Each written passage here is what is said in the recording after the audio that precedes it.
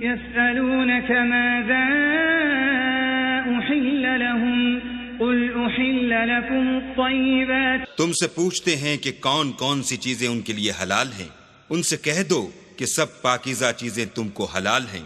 They ask thee, O Muhammad, what is made lawful for them? Say, all good things are made lawful for you. الحمدللہ رب العالمین والصلاة والسلام علی رسولہ محمد وعلی آلہ واصحابہ اجمعین، اما بعد۔ پیج 296 پہ جو مسئلہ ہے اسقاط حمل کا، اس بارے میں بھی ہمارے دور میں بہت سی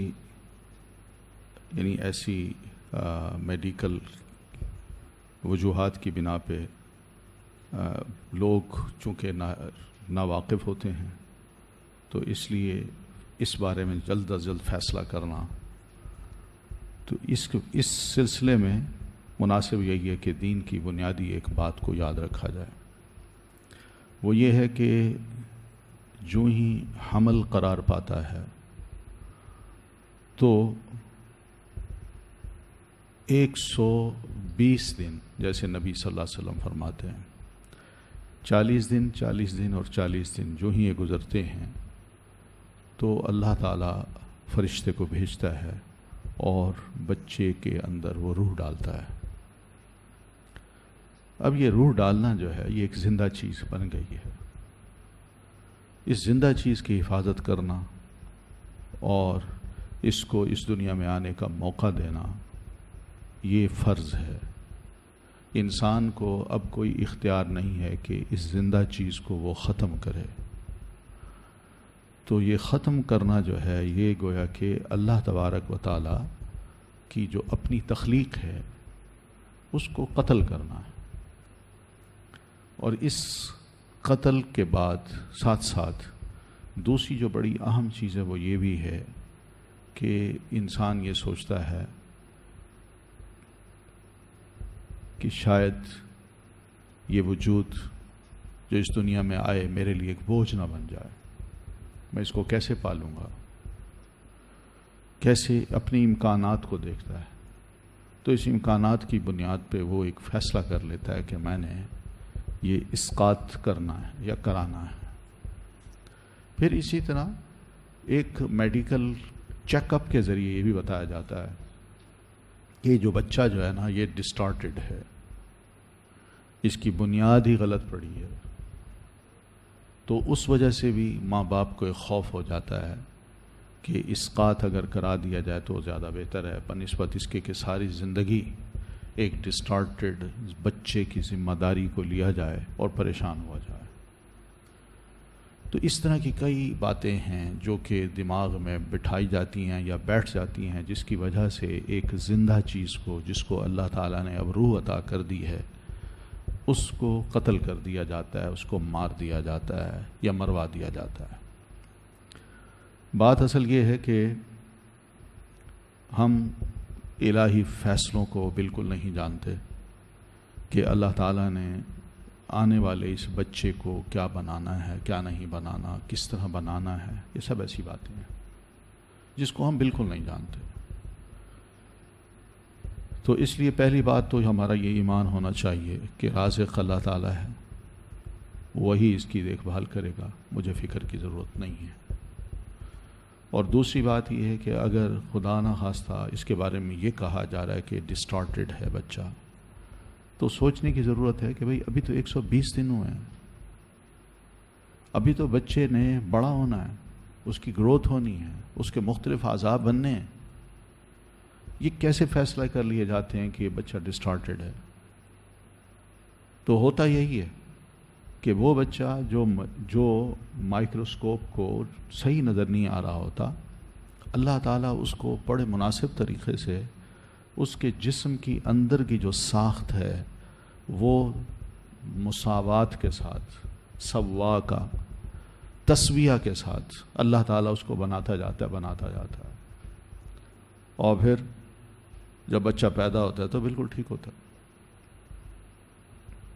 کیسز ہیں ایسے، ہاسپٹلز میں جائیں، مختلف خاندانوں کو ملیں تو ان کے یہاں اس طرح کے کیسز ہیں، لوگوں کو بڑی گھبراہٹ ان کے دلوں میں بٹھائی گئی، اور یہ قریب تھا کہ وہ فیصلہ کرتے، مگر اللہ پر جب اس معاملے کو چھوڑا تو اللہ تبارک و تعالیٰ نے نہ صرف صحیح بچہ دیا بلکہ چاند جیسا خوبصورت بچہ، کچھ بھی اس میں نہیں تھا، انتہائی ذہین بچہ۔ آپ اس کو چھوڑیں، یہ دیکھیں جو ہی میاں بیوی کو یہ علم آتا ہے، یہ پتہ چلتا ہے بیوی کو کہ میں پریگننٹ ہو گئی ہوں، تو وہ میاں کو بتاتی ہے تو فوراً بھاگتے ہیں ہاسپیٹل، اور ہاسپیٹل جا کے وہاں اپنا سکین کراتے ہیں اپنے آپ۔ تو اس میں وہ جو ڈاکٹر ہیں یا جو کھڑے ہیں وہ پہلے ہی بتا دیتے ہیں کہ یہ لڑکا ہے یا لڑکی ہے، تو اس پہ بڑی اچھی خبر لے کے وہ گھر آتے ہیں، اور اس کے بعد بس انہیں یقین ہو جاتا ہے کہ جو انہوں نے کہا ہے وہ ٹھیک ہے۔ لیکن یہ بھی صحیح نہیں ہے، یہ بھی صحیح نہیں ہے۔ مجھے یاد ہے وہیں میں بیٹھا تھا اپنے آفس میں الہدا میں کینیڈا میں، تو ایک ہمارے دوست تھے، سائنٹسٹ تھے، تو ان کے صاحبزادے، ان کو اللہ نے پہلے 3 بچیاں دے رکھی تھی، تو ایک دن آئے صبح صبح، مٹھائی ان کے پاس ہو، میرے پاس آئے تو کہتے ہیں مٹھائی کھائیں۔ میں نے کہا کس چیز کی؟ تو اپنی وہ اردو جیسے بولتے ہیں، آپ کو تو پتہ ہے ہمارے بچے وہاں کے کیسے اردو بولتے ہیں، تو مجھے کہنے لگے وہ لڑکا آیا ہے، لڑکا آیا ہے۔ میں نے کہا کیا مطلب لڑکا آیا؟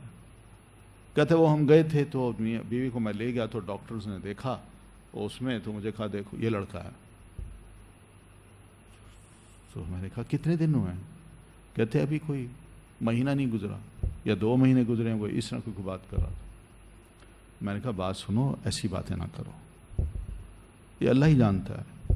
اور کہتے نہیں ڈاکٹر صدری صاحب آپ ایسی بات کرتے ہیں، یہ دور وہ نہیں ہے جو آپ کا دور تھا، یہاں ہر شے مائنیوٹلی دیکھی جاتی ہے، اور پھر اس کے بعد آج کل کی جو ٹیکنالوجی ہے، مشینیں ہیں، وہ ایسی چیزیں ہیں کہ آپ اگر انکار کریں گے نا تو یہ آپ کے لیے مناسب نہیں ہوگا، لوگ کیا کہیں گے۔ میں کہا میں بات کر رہا ہوں اللہ تعالیٰ کی، میں اللہ تعالیٰ کی قدرت اور اس کے اختیار کی بات کر رہا ہوں کہ وہ صرف اسی کے پاس ہے، لوگوں کے پاس نہیں ہے، نہ مشین کے پاس ہے، بس یہ یاد رکھو۔ بہرحال وہ اس کا ذہن نہ مانا، وہ خوش تھا۔ تو چند مہینے گزرے، آیا میرے پاس، کہتے ڈاکٹر یہ صاحب صحیح کہتے تھے، بالکل صحیح کہتے تھے، وہ لڑکا نہیں لڑکی ہے، اللہ نے مجھے بیٹی دی ہے۔ اور تو میں یہ کہنا چاہتا ہوں، یہاں پر بھی ایک بچی، یہ جو آپ کے سیٹ بنا ہوا نا انگلش کا translation, word to word translation, تو اس ایک سیٹ میں وہ بچی، یعنی 2 لڑکیوں کے گروپ تھے، تو انہوں نے قرآن مجید کا یہ ترجمہ کیا تھا انگلش میں، سب انگلش میڈیم پڑھی ہوئی تھیں، کوئی 30 اسٹوڈنٹ تھیں، ان تینوں 30 کو ہم نے 15 گروپ، یعنی 15 گروپ بنائے ان کے، اور ٹاسک دے دیا کہ جس طرح قرآن مجید کا ترجمہ یہاں سیکھا ہے، جیسے پڑھا ہے، ویسے ورڈ ٹو ورڈ ٹرانسلیشن کر کے ہمیں تو ماشاءاللہ ان سب نے کوئی 1 ماہ کے اندر ہمیں سب کچھ دے دیا، پورے قرآن مجید کا ٹرانسلیشن۔ تو اس میں ایک بچی تھی، یہیں پڑھی تھی، شادی ہوئی اس کی، وہ گئی امریکہ، تو امریکہ میں وہاں میاں کے ساتھ رہ رہی تھی، تو اس کا فون آیا، اور بار بار یہ فون کریں کہ نہیں ہم ہاسپیٹل گئے ہیں، وہ یہ کہتے ہیں بچہ ڈسٹارٹڈ ہے، اس کو گروا لیں۔ تو بار بار تو مجھ سے، میں نے بھی اس کے میاں سے بات کی، وائف نے بھی سمجھایا کہ خدا کے لیے ایسے کام نہ کرو، ابھی ابتدا ہے، کس نے آپ لوگوں کو کہا ہے؟ کہتے ہیں ڈاکٹر کہتے ہیں۔ 1 دن 2 دن 3 دن ہم سمجھاتے رہے، آخر ان کا دل اس بات پہ راضی ہو گیا کہ واقعی اب اللہ جو دے گا ہم اس کو لے لیں گے، ہمیں کچھ نہیں چاہیے، ہم نے اسقاط نہیں کرانا۔ تو یہی ہوا، 7 مہینے یا 8 مہینے گزرے تھے، ان کا فون آیا کہ اللہ نے چاند جیسا بیٹا دیا ہمیں، بالکل ٹھیک ہے، بالکل ٹھیک۔ تو میں یہ کہتا ہوں میڈیکل وجوہات سے کچھ اس طرح کی باتیں جو پہلے سے کر دی جاتی ہیں، اس طرح کی روح کو یا اس طرح کے جسم کو، وجود کو مارنا، یہ قتل ہے۔ یہی چیز ہے جو قرآن میں کہا گیا وَلَا تَقْتُلُوا أَوْلَادَكُمْ، اپنی اولاد کو قتل نہ کرو۔ ایک وجہ یہ بھی ہوتی ہے کہ شاید اس کو کون سنبھالے گا، ہماری انکم نہیں ہے اتنی، وہاں کہا خشیت املاق۔ تو اس طرح کی ساری باتیں جو ہے نا ہمیں سمجھنے کے بعد ایک اصول طے کر لینا چاہیے کہ یہ جو خوف دلایا جاتا ہے کہ بچہ ڈسٹارٹڈ ہے یا بڑا ہو گیا ہے تو پیٹ میں الٹا ہے اور ماں کو اپنی جان سے ہاتھ دھونا پڑے گی، ماں بھی مر جائے گی، بچہ بھی مر جائے گا یا بچہ بچ جائے گا، کئی باتیں ہوتی ہیں ایسی کی جاتی ہیں، لیکن حقیقت تو یہی ہے کہ یہ سب چیزیں ایک مسلمان خاتون اور مسلمان جوڑے کے لیے بڑی اہم ہیں کہ ابتدا سے ہی اللہ تعالیٰ سے ایسی دعائیں مانگنی چاہیے جو قرآن مجید نے ہمیں سکھائی ہیں۔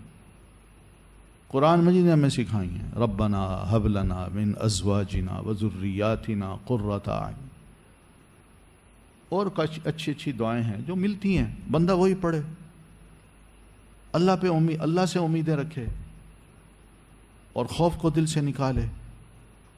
پہلی بات تو یہ ہے کہ ہمیں یہ ایک اصول سمجھنا چاہیے کہ مالک اللہ ہے، خالق وہی ہے، وہ ابتدا میں ابھی بچے کی گروتھ ہو رہی ہے تو اس فیصلے کو مانا نہیں جا سکتا۔ پہلی بات تو یہ ہے۔ ہاں، جب بچہ بہت بڑا ہو گیا ماں کے پیٹ میں تو اس موقع پہ جو آراء آتی ہیں میڈیکل ڈاکٹرز کی تو اس کو ضرور دیکھنا چاہیے، غور بھی کرنا چاہیے، اور ایک رائے نہیں 2-4 اوپینین لینے چاہیے، اور پھر اس کے بعد اللہ شروع سے ہی جو ایک مقدر میں بات لکھتا ہے اس کو دیکھ لی جائے، مان لیا جائے، ٹھیک ہے۔ لیکن شروع میں کچھ چیزیں بھی ایسی ہوتی ہیں جو ماں کو کھانی پڑتی ہیں تاکہ بچہ پیٹ میں آرام سے رہے، اس کو کہیں تکلیف نہ ہو، کہیں وہ الٹ پلٹ نہ ہو جائے اور اس کی گروتھ میں اس کو کوئی نقصان نہ پہنچے۔ وہ شروع میں اس کو کچھ چیزیں ایسی کھانی پڑتی ہیں جیسے وَكُلِي وَاشْرَبِي وَقَرِّي عَيْنًا۔ کلی کیا تھا وہ؟ جذع النخلہ، اس کو ہلاؤ، کھجوریں گریں گی، ان کو کھاؤ۔ تو کھجور اور اس طرح کی بہت سی چیزیں ہیں جو طب نبوی میں آپ کو مل جاتی ہیں، تو ان کو انسان پڑھے اور پڑھنے کے بعد وہی چیزیں اپناتا جائے، اللہ خیر کرے گا۔ کچھ خوراکیں بھی ہماری ایسی بن گئی ہیں جس کی وجہ سے یعنی وہ ایک صحت مند جو رجحان ہے نا ہماری نسلوں کا، وہ نہیں ہے۔ بیمار لوگ ہیں، بیمار ہیں، تو اس بیماری کی وجہ سے یہ جو ایک اچھا خاصا ایک بوجھ ہے اس کو اٹھانا، اس کو برداشت کرنا اور اس کی تکلیفوں کو برداشت کرنا، یہ ماں کے لیے اتنا پھر آسان نہیں ہوتا۔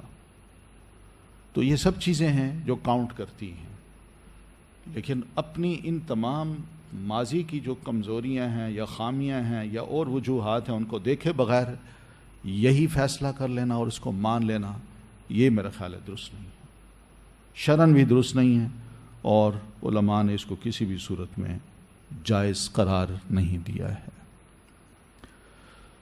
پھر اس کے بعد اور جو ہے کہ انسان یہ سوچے کہ نہیں مجھے اولاد ہی نہیں چاہیے، تو یہ بھی فیصلے درست نہیں ہیں۔ شادی کا مقصد یہ نہیں ہوتا کہ انسان دونوں اکیلے رہیں، بلکہ قرآن مجید میں اللہ تعالیٰ نے یہ بھی فرمایا ہے کہ کیا آتا ہے، نساؤکم حرث لکم فاتوا حرثکم وقدموا لانفسکم، وقدموا لانفسکم، اور اپنی ذات کے لیے کچھ آگے بھی بھیجو۔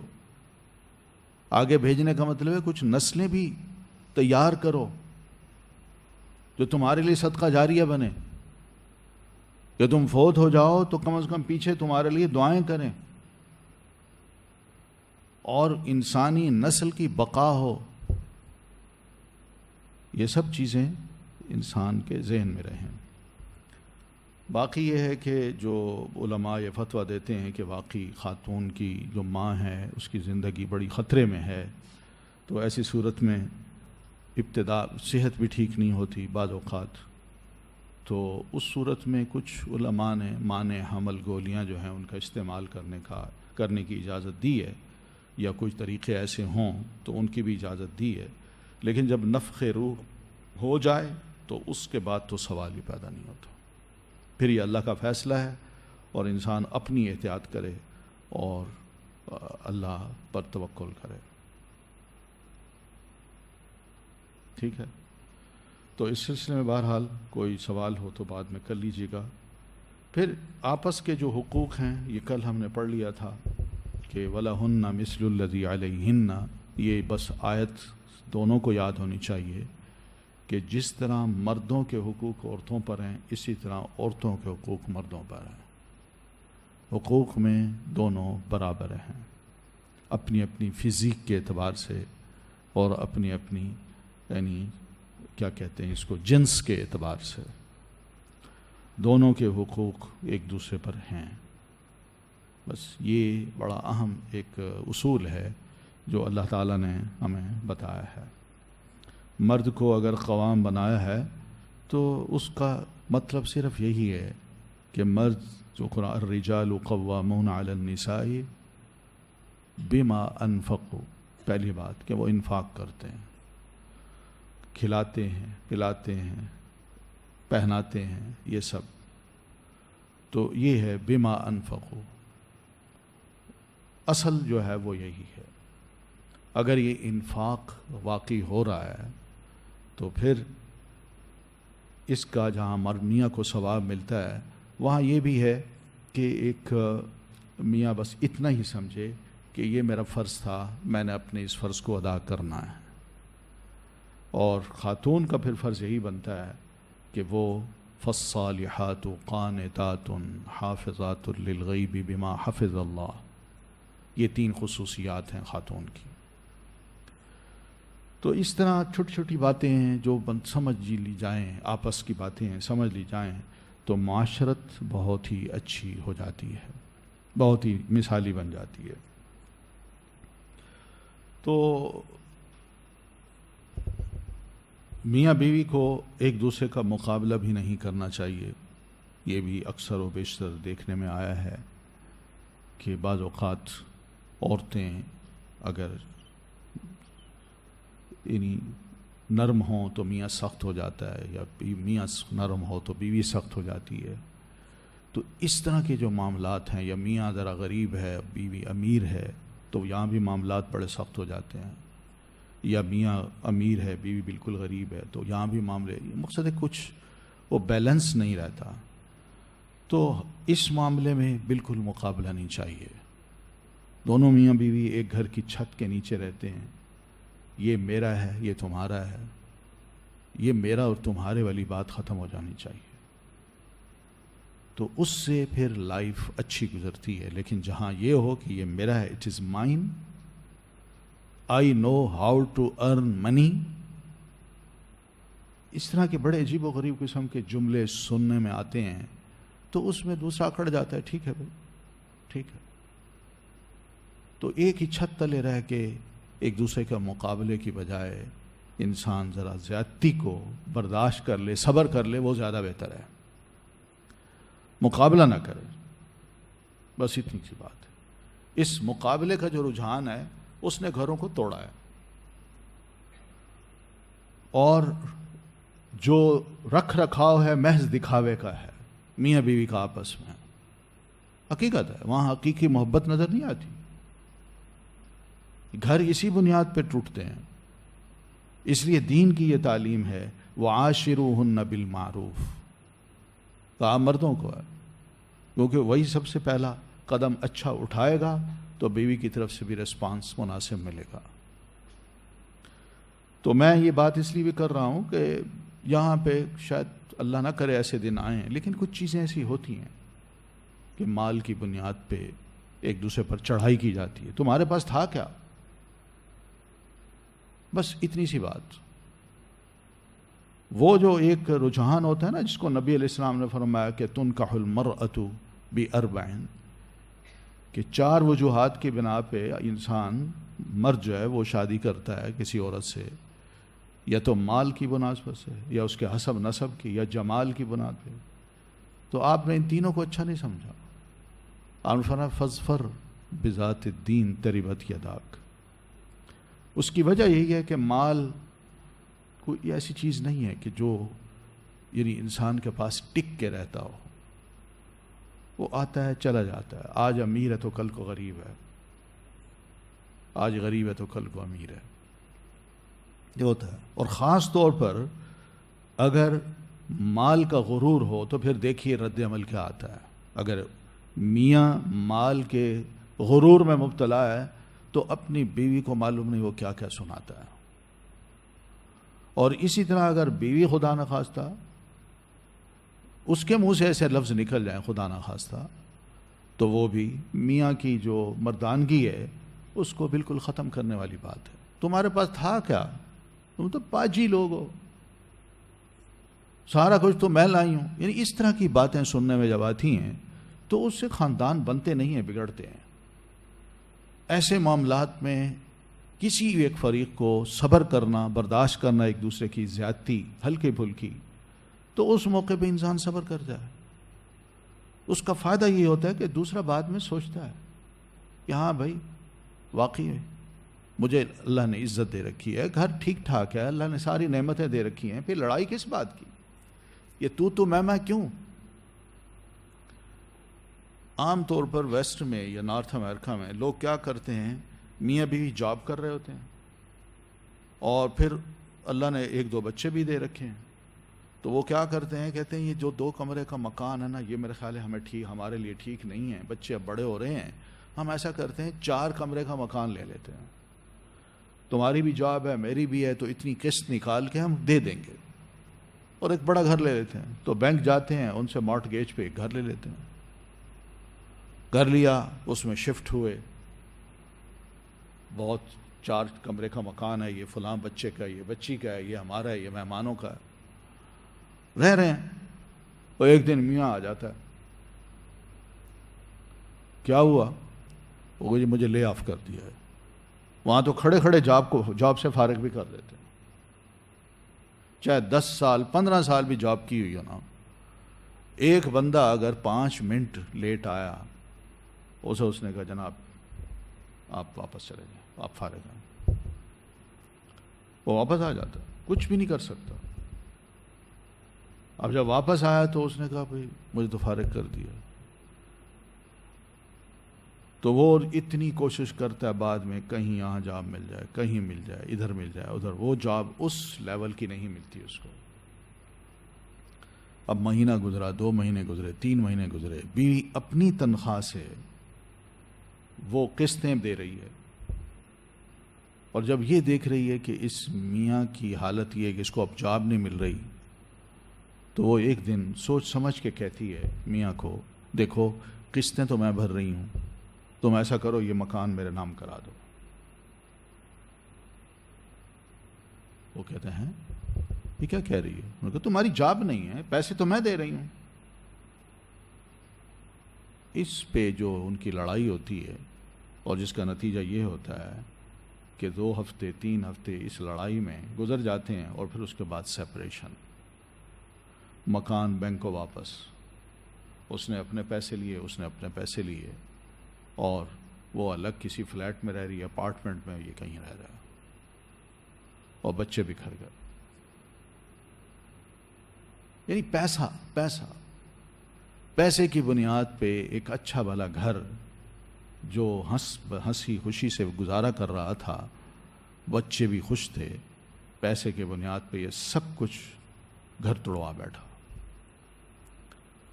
اور پھر سود کی جو انوالومنٹ ہے وہ بھی اللہ کے ساتھ ایک لڑائی تھی نا، وہ لڑائی لڑ کے نتیجہ دیکھا کیا نکلا، فَأْذَنُوا بِحَرْبٍ مِّنَ اللَّهِ وَرَسُولِهِ۔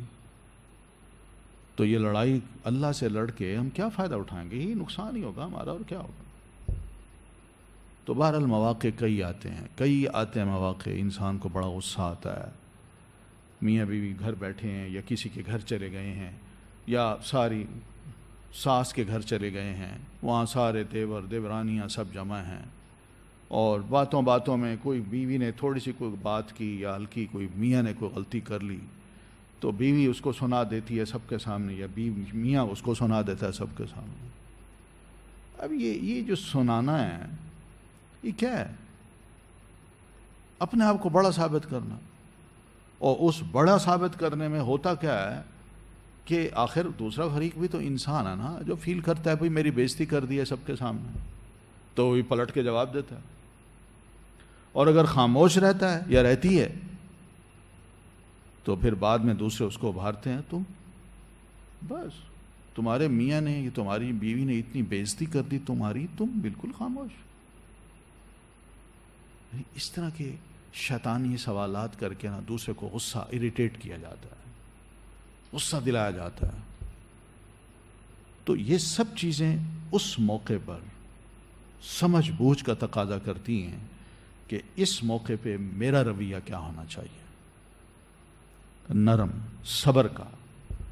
اور اس کا فائدہ یہی ہوگا کہ جس نے زیادتی کی ہوگی نا وہ پھر بعد میں علیحدگی میں ضرور معافی مانگے گا یا مانگے گی، یہ غلطی میری ہے، آپ مجھے معاف کر دیں. یہ زیادہ اچھا طریقہ ہے بنسبت اس کے کہ سب کے سامنے انسان تماشا بن جائے. ہم تو لڑ لیتے ہیں نا سب لوگوں کے سامنے، لیکن پھر گھروں میں جب لوگ بیٹھتے ہیں نا تو ہنستے ہیں، آہا ہا ہا کیا اس نے بات کی اور اس نے کیا پلٹ کے جواب دیا. اپنے آپ کو بڑی شاید سمجھتے ہیں. آج پتہ چل گیا ان کی حقیقت کا. عجیب و غریب قسم کے لوگ ہیں ہمارے. وہ ٹو میں رہتے ہیں کہ کس طرح یہ دونوں رہتے ہیں کہ ان کی کسی بات کا ہمیں پتہ نہیں چلتا. اور حقیقت یہی ہے کہ اپنی باتوں کا، میاں بیوی کی جو اپنی باتیں یا اپنے کام ہیں یا ایک دوسرے کا جو احترام ہے وہ بالکل اس طرح ہونا چاہیے کہ بس واقعی دل سے، اور لوگوں کے سامنے نہیں، علیحدگی میں. جب علیحدگی میں انسان ایک دوسرے کا احترام کرتا ہے نا تو پھر اس کو تکلف نہیں برتنا پڑتا کہ لوگوں کے درمیان میں بیٹھا ہوں تو میں کس طرح احترام کروں اپنی بیوی کا یا اپنے میاں کا. وہاں پھر سمجھ آتی ہے انسان کو کہ بھئی ہاں یہ تعلقات استوار اسی وقت ہوتے ہیں جب انسان اکیلا اکٹھے رہتا ہے. اس وقت وہ ایک دوسرے کا کتنا احترام، کتنا خیال کرتا ہے. اور پھر یہی چیزیں جب گھر کے اندر ہوں تو گھر کے باہر بے خوفی سے ایک عام روٹین کے مطابق وہ چل جاتے ہیں. اور لوگ کہتے ہیں یہ بڑے عجیب سے لوگ ہیں، حیران بھی ہوتے ہیں کہ بڑے نارمل ہیں. نہ بیوی کو گھبراہٹ ہے میاں کی، نہ میاں کو گھبراہٹ ہے بیوی کی، اور ایک دوسرے پر اتنا ٹرسٹ ہے، اعتماد ہے، جی رہے ہیں الحمدللہ. یہ وہ سب چیزیں ہیں جو میں سمجھتا ہوں کہ قرآن مجید کی یہ تعلیم وعاشروہن بالمعروف بڑی اہم تعلیم ہے، بہت اہم تعلیم ہے. مقابلہ لوگوں کے سامنے نہ کیجیے بلکہ علیحدگی میں بیٹھ کے ایک دوسرے کو جو سنانی ہے بے شک بندہ سنا دے، لیکن کسی اور کو کانوں کان خبر نہ ملے کہ یہ دونوں اندر لڑ رہے ہیں. یہ چیز عزت کو بھی باقی رکھے گی، احترام بھی لوگوں کی نظروں میں باقی رہے گا، اور لوگ اس کو شاید ایک مثالی جوڑا بھی سمجھیں یار یہ تو واقعی بہت اچھے لوگ ہیں. پھر مقابلہ اگر کیا جائے تو اس کا اثر اولاد پہ پڑتا ہے. اولاد کی صحیح تربیت کے مواقع سب ختم ہو جاتے ہیں. تو اسی وجہ سے بھی میاں بیوی کو اپنی اولاد کے سامنے بھی کسی قسم کا مقابلہ نہیں کرنا چاہیے. اکثر و بیشتر یہ ہوتا ہے تمہاری ماں نے یہ کہا، تمہارے بھائی نے یہ کہا، اور وہ بھی پلٹ کے جواب دیتا ہے تمہاری اماں نے یہ کہا اور تمہاری بھائی نے یہ کہا. یہ اکثر و بیشتر باتیں ہوتی ہیں. اب یہی باتیں اگر بچوں کے سامنے ہوں تو بچے کو یا تو چچا سے نفرت ہو جائے گی، یا ماموں سے نفرت ہو جائے گی، یا پھپھی سے نفرت ہو جائے گی، یا خالہ سے نفرت ہو جائے گی. کیا عزت کرنی ہے انہوں نے؟ ہم خود اپنی عزت گنواتے ہیں، اور جب دوسروں کی عزت ہمارے بچے نہیں کرتے تو ان کے بچوں نے کہا ہماری عزت کرنی ہے. یہ جو مقابلے بازی ہے یہ ہمیں بہرحال بہت نقصان پہنچاتی ہے، گھر کو بھی توڑتی ہے، بے عزت بھی کراتی ہے، اور خاندان میں جو افراد کی عزت ہونی چاہیے وہ بھی ختم ہو جاتی ہے. اپنی تو گئی، ان کی بھی عزت ختم ہم کر دیتے ہیں. اس لیے کل جو بات ہوئی تھی اس میں اتنا سمجھتا ہوں کہ ایک شخص کو جس نے اپنی بیٹی کسی کو دے دی ہے تو اس کو واقعی اپنے داماد کو ایک بیٹے کی حیثیت دینی چاہیے. بس. اور اسی طرح جو بہو ہے وہ بھی اپنی اس بہو کو ایک بیٹی کی حیثیت ہے. یہ دونوں طرف سے یہ حیثیتیں دی جائیں تو خاندان بھی جڑتے ہیں، احترام بھی باقی رہتا ہے، مقابلے بازی بھی نہیں ہوتی، اور اگر تھوڑی بہت کہیں ہو بھی جائے تو انسان صبر کرتا ہے، دوسرے کو نہیں بتاتا. تو بہرحال یہ بہت سے نزاعات ہوتے ہیں، جھگڑے ہوتے ہیں گھروں میں، تو اس کے لیے بڑا اچھا اصول ہے وَعَاشِرُوهُنَّ بِالْمَعْرُوفِ. اکیلے بھی، رشتہ داروں کے درمیان بھی، اور لوگوں کے سامنے بھی بڑے اچھے طریقے سے آپ رہیے. یعنی یہ مجھے حدیث اکثر و بیشتر پڑھتا ہوں کہ نبی صلی اللہ علیہ وسلم نے سب صحابہ کرام کے سامنے اپنی بیگم کو بلایا، اونٹ بیٹھا ہے، وہ اوپر چڑھنا چاہتی ہیں تو اللہ کے رسول صلی اللہ علیہ وسلم اپنا گھٹنا آگے کر دیتے ہیں اور بیگم سے کہتے ہیں کہ آپ اپنا پاؤں یہاں رکھیں اور پھر اس کے بعد اوپر چڑھ جائیں. لوگ دیکھ رہے ہیں، لوگ دیکھ رہے ہیں یہ کیا سلوک ہے. پھر پبلک میں بیٹھے ہیں، ایک صاحب آتے ہیں، اللہ کے رسول یہ بتائیے آپ کو سب سے زیادہ محبت کس سے ہے؟ آپ فرماتے ہیں عائشہ سے. وہ جھیپ سے گئے ہیں، یہ بات تو میں نے نہیں پوچھی تھی. تو پھر وہ سوال کرتے ہیں، آپ پھر فرماتے ہیں عائشہ سے. تیسری دفعہ آپ نے پھر ان کا مردوں سے پوچھا، مردوں کے بارے میں پوچھ رہا ہوں اللہ کے رسول. آپ نے فرمایا اس کے والد سے. یہ غائبانہ بھی عزت ہے اور گھر والوں کی بھی عزت کرائیے. اپنی بیگم کی بتا دی ہے کہ مجھے محبت ہے اپنی اس بیوی سے، اور پبلکلی اگر اس کا اظہار کر دیا جائے تو کوئی بری بات نہیں ہے، کوئی بری بات نہیں ہے. صرف یہی کہ لوگوں کو ذرا سمجھ آ جائے کہ بھئی اللہ کا رسول جو ہے وہ اگر یہ کام کرتا ہے تو کس لیے؟ تو ہمیں سبق سکھانے کے لیے. اور ایک خاندان میں اگر میاں بیوی کا رجحان الحمدللہ اچھا ہے، دونوں ٹھیک چل رہے ہیں، تو تیسرا آدمی اگر بیچ میں آ کے اس طرح کے سوال کرتا ہے اور اس کے اندر تھوڑی سی خامیاں نظر آتی ہیں تو اس کو سکھانے کے لیے یہ جملہ اگر کہہ دیا جائے تو کوئی بری بات نہیں ہے، حقیقت ہے.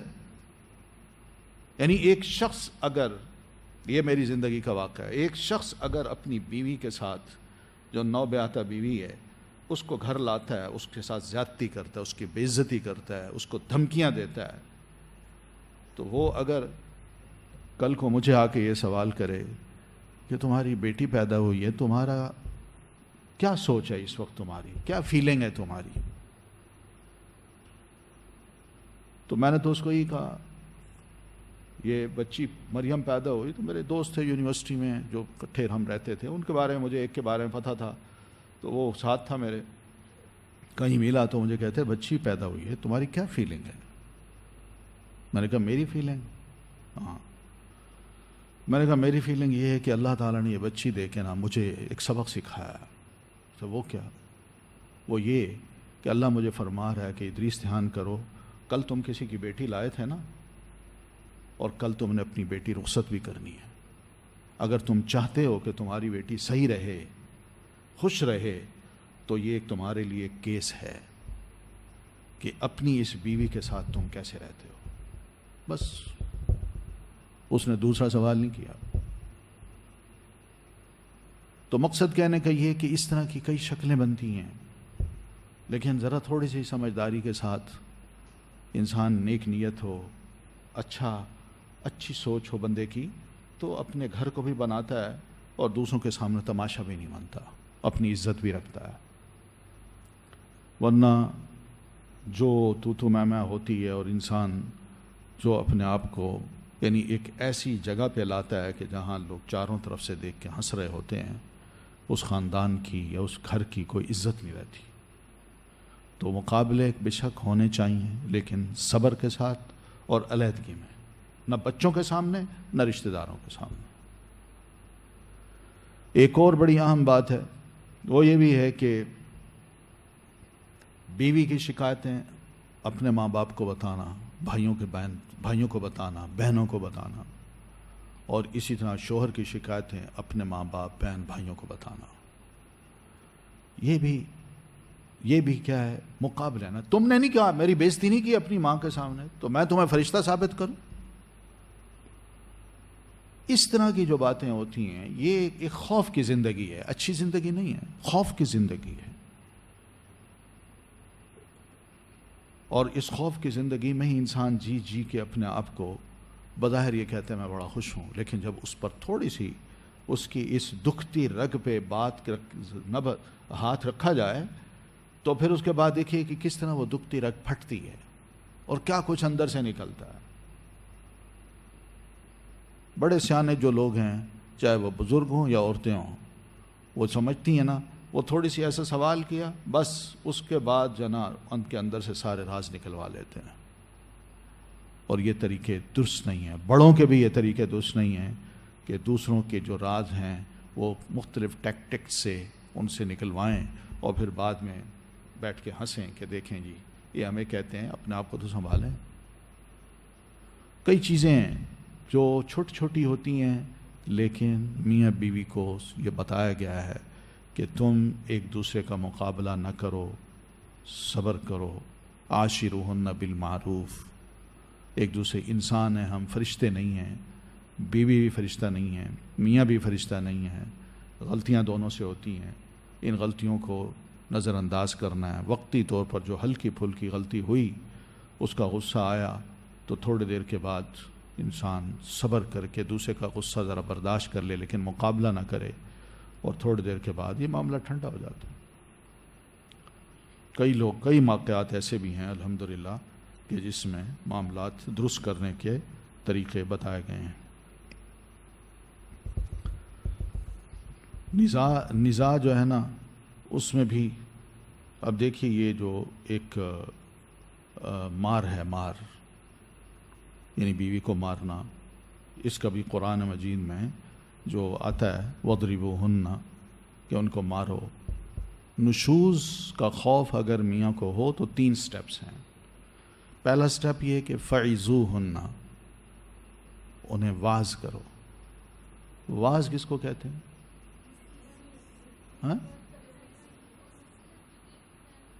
ہاں، دوسرے کی خیر خواہی اپنے دل میں رکھ کے بڑی نرم انداز سے بات کرنا، نصیحت آمیز باتیں کرنا، یہ ہوتا ہے واعظ. خیر خواہی اگر بیوی کی دل میں ہو یا میاں کے دل میں ہو تو دل میں انسان رکھ کے دوسرے سے جب بات کرتا ہے تو بڑے نرم دھیمے انداز سے بات کرے، اور ایک بار نہیں. فعزو کا جو لفظ ہے فعل امر ہے، اس میں استمرار کا معنی ہے، کنٹینیوٹی اس میں ہونی چاہیے. یعنی ایک بار میں نے کہہ دیا کافی ہے نا، ایک بار نہیں ہوتا، بار بار نصیحت کرنی ہے. ہمارے ہاں ہوتا ہے ایک دفعہ کہتے ہیں 100 دفعہ کہہ چکا ہوں اس کو. کتنی مبالغہ آ رہی ہے. اور ایک دفعہ کہہ چکا ہوں میں، کہنے کا جو انداز تھا کیا وہ واقعی واعظ کا تھا، خیر خواہانہ تھا؟ وہ بھی نہیں. لگا دی 2-4 اور پھر اس کے بعد کہا آئندہ نہیں کرنا، اور پھر کہا دیکھیں میں نے منع کیا تھا. کتنی دفعہ نصیحت کی ہے. یہ نصیحت ہے؟ اس کو نصیحت نہیں کہتے. تو فعظوہن واعظ. آپ واعظ میں جائیں، اگر واعظ میں نصیحت کی بجائے دھمکیاں ہیں یا کوئی واعظ کر رہا ہے تو اس کی بانچھوں میں یعنی جھاگ نکلی ہوئی ہے، آنکھیں سرخ ہیں، مکے دکھا رہا ہے، کیا اس کو واعظ کہیں گے؟ وہ تو واعظ نہیں ہے. تو واعظ یہی ہے کہ دوسرے کی خیر خواہی اپنے دل میں ہو اور اس کو بڑے پیار محبت سے نرم انداز سے بات کی جائے اور نصیحت آمیز بات کی جائے. جو دوسرا سمجھے کہ میرے دل میں اتنی سختی، میں نے اتنی سخت بات کر دی کہ رد عمل کے طور پر دیکھیے کتنے نرم انداز سے بات کی جا رہی ہے. اس واعظ کا جو سٹیپ ہے یا لفظ کا جو انداز ہے یا دھیما لہجہ ہے وہ دوسرے کو خود بخود باور کرا دیتا ہے کہ غلط میں ہوں، میں نے سختی کی تھی، میں نے غلط لفظ نکالے تھے، میں غصے میں تھا یا تھی، اور دوسرے کی بات کو وہ وزن دیتا ہے. پہلا تو یہ ہے. پھر اس کے بعد دوسرا ہے وَاهْجُرُوهُنَّ فِي الْمَضَاجِعِ. یہ اس کا بھی یہی وہجروا میں بھی استمرار ہے، ایک بار نہیں بار بار یہ کرو. اور پھر اس کے بعد فرمایا وَاضْرِبُوهُنَّ، اور انہیں مارو. یہ جو مارنا ہے اس کے بارے میں وہ حدیث ہے، آپ دیکھ لیجئے 302 پیج پہ، کہ کسی کام کے سلسلے میں آپ کو ایک خادم نے غصہ دلایا تو آپ نے فرمایا لولا القصاص یوم القیامہ، اگر قیامت کے روز اللہ تعالیٰ ہم سے قصاص نہ لے اور اس کا مجھے ڈر نہ ہوتا کہ معمولی چیز کا بھی قصاص کل قیامت کو لیا جائے گا، تو لأوجعتک بہذا السواک، تو آپ کے ہاتھ میں مسواک تھی، آپ فرماتے ہیں میں اس مسواک سے پھر تمہیں مارتا. یہ خادم کو کہا جا رہا ہے. اس سے اندازہ کر لیجیے کہ بیوی جو عورت ہے اس کو مارنا مسواک سے بھی لگتا ہے جائز نہیں. آج کل کی جو مار ہے اس کے مقابلے میں اگر یہ مسواک، جس کو بعض احادیث میں یہ آتا ہے کہ آپ نے اپنے جسم کے جو گوشت والا حصہ تھا نا اس کی طرف اشارہ کیا کہ یہاں مارے، چہرے پر تو سوال ہی پیدا نہیں ہوتا کہ کوئی مار سکتے، اس کی تو اجازت دی نہیں.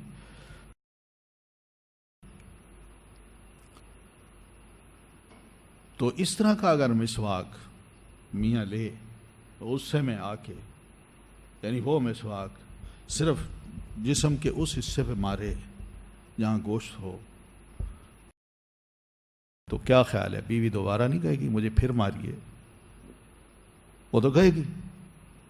یعنی یہ مار ہے کوئی، غصے پہ کنٹرول ہے، اور غصے پہ کنٹرول کر کے میاں اگر انتہائی غصے میں اگر یہ کام کر رہا ہے اور اس طرح صرف مسواک جیسا جو مار ہے وہ مار رہا ہے، تو بیوی نے کہاں غصے میں آنا ہے؟ اس کو کون سا نقصان ہوگا جسمانی طور پر؟ کون سے جسم پہ نشان پڑ جائیں گے؟ تو یہ صرف ادب کے لیے کہ بیوی کو یہ بھی پتہ چل جائے کہ میاں کی معمولی ناراضگی جو ہے صرف معمولی، اور یہ مسواک اٹھا کے مجھے مارنا ہے، یہ بھی بہت بڑی بات ہے میرے لیے، بہت بڑی بات ہے. آج گلا پھاڑ پھاڑ کے اونچی آوازوں سے بول بول کے ہم نے اپنی شخصیت، اپنے الفاظ، اپنی آواز کا جو وزن ہے، قیمت ہے، وہ بالکل کم کرا دی ہے. حقیقت ہے یہ. جیسے امام بخاری رحمۃ اللہ علیہ نا، وہ کسی بھی راوی پر جب تنقید کرتے ہیں تو یہ نہیں کہتے کذابن کہ جھوٹا ہے، وہ صرف اتنا کہتے ہیں فیہ نظرن، فیہ نظرن، کہ اس میں علماء کی نظر ہے. مراد یہ کہ کچھ علماء نے کمنٹس دیے ہیں، بس وہ لفظ بھی بیان نہیں کرتے. لیکن ان کا یہ کہنا جتنی بھی محدثین ہیں ان کے مقابلے میں، وہ چاہے کسی کو کذاب کہیں، کسی کو دجال کہیں، کیا اس کے ہوتے ہیں جو بھی لقب ہیں، جرح کے جو بھی الفاظ ہیں، وہ کچھ بھی کہیں، لیکن سب محدثین کا ایک اتفاق ہے کہ امام بخاری کا فیہ نظرن کہہ دینا یہ اتنی شدید تنقید ہے راوی پر کہ جس کا تصور دجال یا کذاب سے بھی نہیں آتا.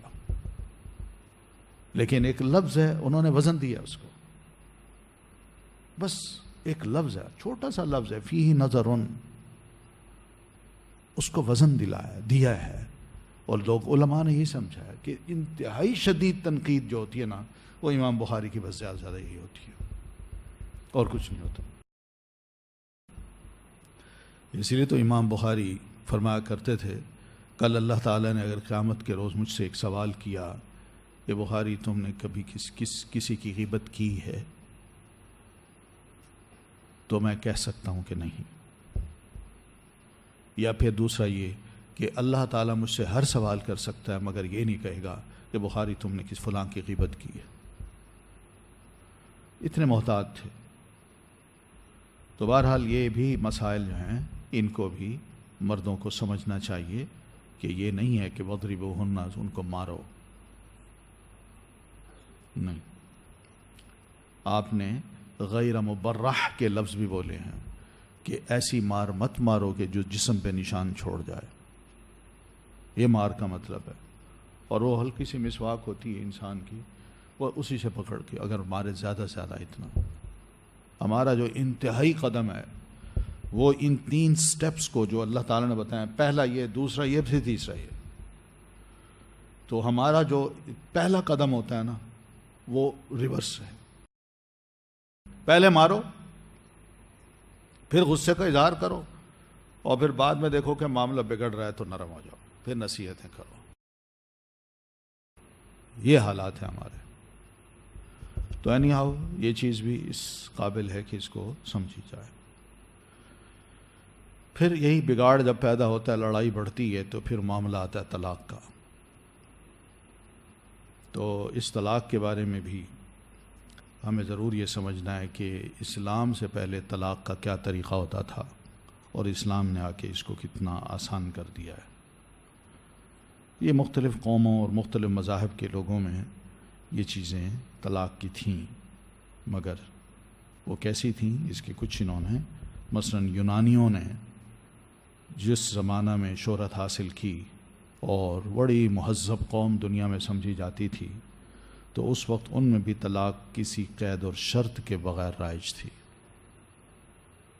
طلاق دی اور پھر اس کے بعد کب تک دی، لٹکائے رکھا، پھر اس کے بعد رجوع کر لیا، یا کوئی شرط لگائے بغیر کھڑے کھڑے بس ٹھیک ہے